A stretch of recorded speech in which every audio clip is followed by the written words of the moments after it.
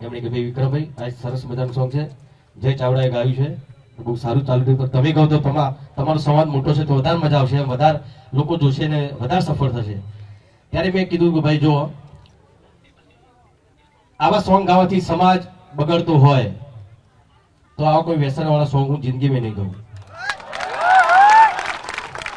ને અત્યાર સુધીનો રેકોર્ડ છે તમે જોજો, મેં એવું કોઈ પણ સોંગ નથી ગાયું જેનાથી સમાજને ખોટી લાઈનમાં. ઘણા લોકો કહેતા હોય કે હા તો આ તો લવ સોંગ ગાય છે, ઓમ છે તેમ છે, રાધા રાધા કરે છે. ભાઈ એમાં કોઈ ખોટા શબ્દો છે?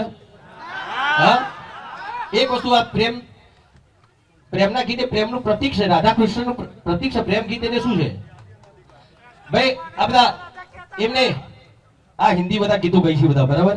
ઇન્ડિયન આઇડલ જોવો છો તમે? બહુ નાના નાના કલાકારો, મારા જીગર કરતા પણ જીગર જેવા કલાકારો, મસ્ત સુંદર મજા. સાસોं की जरूरत कैसे जिंदगी के लिए, एक सनम चाहिए आशिकी के लिए, बराबर ગાયું એને.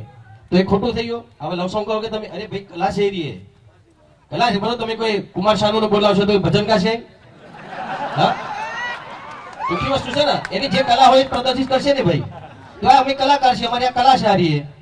લોકગીતો ગઈએ છીએ, સાથે ભજન પણ ગઈએ, સંતવાણી કરીએ છીએ, માતાજીના ગરબા પણ ગઈએ છીએ. સમાજ માટે સમાજ જાગૃત થાય એવા વર્ષો પહેલા અમે ગીતો ગઈએ છીએ. જાગો જાગો ઠાકોરો જાગો, આવા ગીતો ગઈએ છીએ. ભાઈ બહેનનું ગીતો ગઈએ છીએ, અમે મા બાપના ગીતો ગઈએ છીએ, બાપ અને દીકરીના ગીતો ગઈએ છીએ. એ તમને નહીં દેખાતું. તમે ખાલી લવ સોંગ, અરે લવ સોંગ, એ બધી ખોટી ખોટી વાતો ના કરશો, અમને પાડવાની કોશિશ ના કરશો ભાઈ, બરાબર? અમને પાડનારા પડી ગયા છે, એટલું યાદ રાખજો.